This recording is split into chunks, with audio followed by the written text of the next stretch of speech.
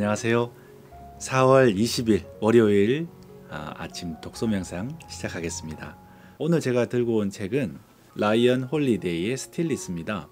에고라는 적에서는 처음 시작할 때, 그리고 성공이라고 부를 만큼의 어떤 지위에 올랐을 때, 그리고 그 모든 것이 무너지고 실패했을 때, 이 인생의 굴곡의 단계에서 우리가 어떻게 하면 생각과 감정과 오감에 의해서 좌지우지되는 이 에고를 내려놓고 중도를 지켜나갈 수 있는가에 대한 이야기였습니다. 이 스틸리스라는 책을 내기 위해서 에고라는 적을 미리 먼저 이야기했는 게 아닌가라는 생각이 들 만큼 에고라는 적은 이 스틸리스와 연결되는 시리즈물 같습니다. 꼼꼼히 들여다보면 하나의 맥락을 이야기하고 있구나라는 생각이 듭니다. 라이언 홀리데이가 지금까지 그가 살아오면서 배우고 깨달음을 단계적으로 지금 저희들에게 소개하고 있는 게 아닌가라는 생각이 들고요. 혹시나 한 권의 책이 더 나온다면 저는 불이, 나와 우주가 하나라고 하는 불이, 내 마음이 신의 마음이라고 하는 그 일체감에 대한 이야기를 하지 않을까.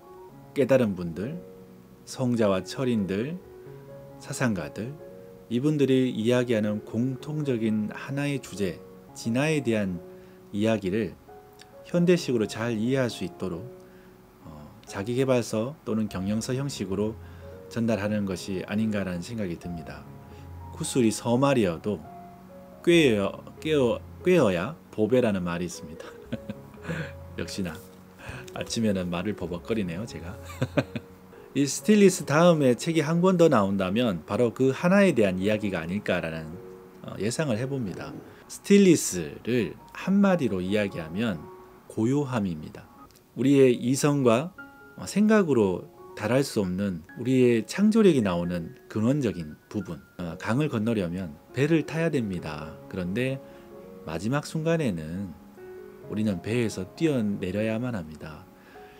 내가 가졌던 지식, 경험들, 나의 생각과 이성들, 이런 것들을 모두 내려놓아야만 그 근원으로 우리가 들어갈 수가 있습니다. 라고 종종 이제 비유를 했는데, 스틸리스는 바로 그 뛰어내리는 그 방법입니다. 진리를 추구하는 일이 따뜻한 햇살과 새끼 고양이의 끝없는 행렬같으리라고 착각하지 말아야 된다. 지혜를 얻는다고 하는 것은 즉시 고요나 명료함을 얻을 수 있는 것도 아니다. 아주 많은 노력이 필요하다는 거겠죠. 소크라테스는 자신이 모르는 것, 모른다는 사실을 정직하게 마주했다.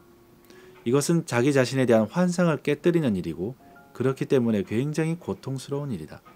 칼 융도 이야기를 했습니다. 중년 시기가 되면 인생의 큰 실패를 하거나 굴곡의 기점에 도달한다. 그때 내가 믿어왔던 나라고 하는 모든 가치관들, 정체성들이 외적인 요소들이 다 무너지는 시기다. 그때 온전히, 참 표현이 좀 그렇긴 한데, 발가벗고 있는 나를 마주하게 될 것이다. 그제서야 우리는 내가 누구인가라는 본래 질문으로 되돌아갈 수가 있고 삶의 목적이 무엇인가를 다시 그 의문을 찾아서 떠날 수 있는 두 번째 인생이 시작되는 단계이다 라는 이야기를 했습니다. 이 책에서 여러 세상에서 말하는 성공한 사람들 또는 좀 우리가 반면교사로 삼아야 될 실패한 사람들 예시가 나오는데요. 이 책은 크게 세 개의 장으로 나눠져 있습니다. 정신과 영혼 그리고 몸, 이 세 가지 주제를 나누어서 이야기를 하고 있어요. 정신에서 첫 번째 소개하는 사람은 케네디입니다. 세계 3차 대전이 될 뻔했던 그 소련이 쿠바에 미사일 기지를 세우면서 생겼던 미국과 소련의 대결, 쿠바 미사일 기지를 둘러싸고 일어났던 그 상황에서 어떻게 케네디가 생각과 감정 그리고 오감에 휘둘리지 않고 에고에 휘둘리지 않고 고요함을 유지할 수 있었는가에 대한 이야기입니다. 두 번째, 영혼이라는 주제에는 온전하지 못한 우리의 분열되어 있는 영혼, 나의 내면과 마주해야 된다는 주제로 이야기를 풀어가고 있습니다. 그리고 세 번째, 몸이라는 주제의 첫 번째 소개하는 분은 처칠입니다. 1차 대전, 2차 대전을 다 겪었잖아요. 처칠은. 그 와중에도 많은 책을 쓰고 그림도 그리고 다양한 예술 활동을 했습니다. 한 인간으로서 어떻게 이렇게 어려운 상황에서 이 일을 해나갈 수 있었을까? 그것은 그가 영혼과 정신을 담은 그릇인 이 몸을 잘 관리했다. 결코 그 중도에서 무너지지 않도록 내 몸을, 주변 환경을 잘 관리했다라는 내용입니다. 그렇게 크게 세 명의 이야기로 시작해서 이 세 가지 주제를 풀어가고 있습니다. 라마나 마리시의 대담이란 책과 이 아루나찰라 시바라는 책을 먼저 읽게 된 것이 참 행운이라고 생각이 들어요. 이 책을 읽고 나니까 이 스틸리스에서 이야기하고 있는 그 속에 있는 하나의 주제가 보이더라고요.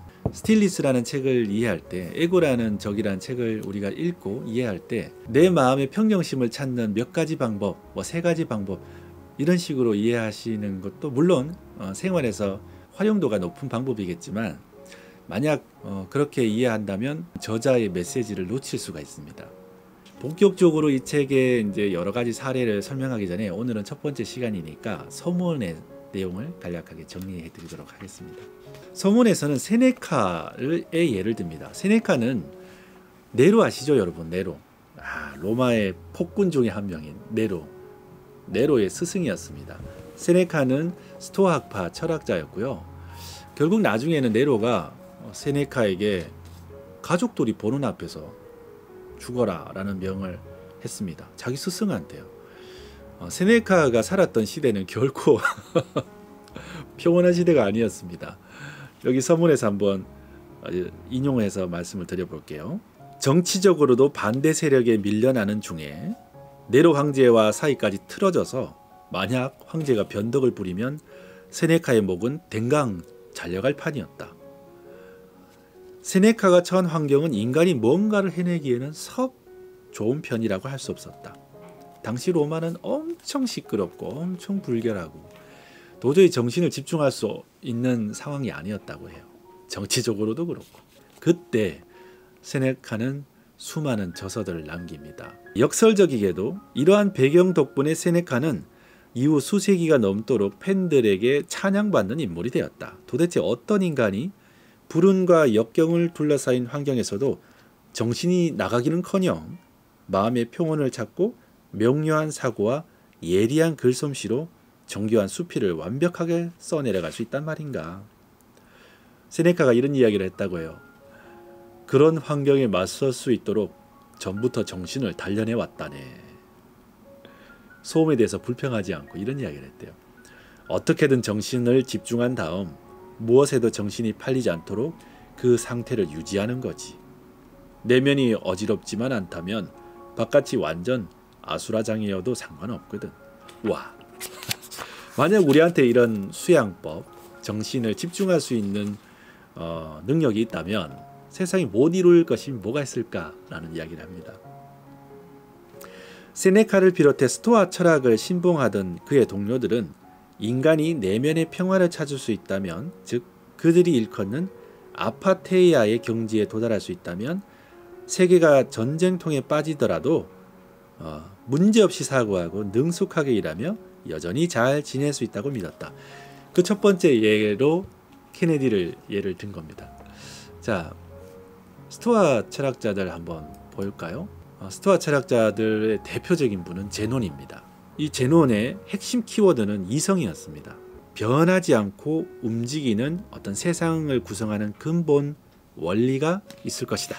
우주의 원리가 그렇듯이 인간 또한 그 이성의 질서에 따라야 된다고 생각했는데 그 상태, 우주의 질서, 이 우주의 이성, 로고스와 내가 부여받은 이 이성을 일치시키는 것, 그것을 아파테아라고 했습니다.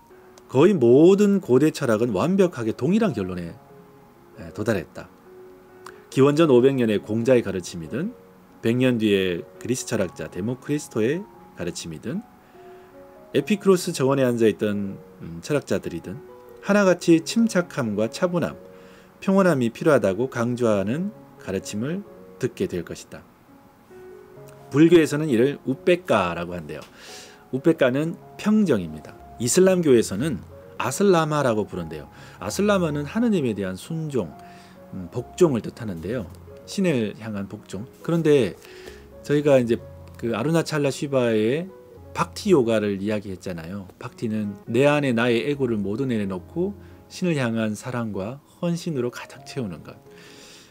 이슬람에서 말하는 아슬라마는 신을 향한 복종, 순종, 이 어감이 좀 좋지는 않지만 바로 그런 박티 요가의 마음, 헌신의 마음과 상통합니다. 바가바드 기타에서 사마트밤, 이건 동일성입니다. 지난번 이야기했던 불이, 신과 내가 하나인, 아트만과 브라만이 하나인 그 일체감을 이야기하고요.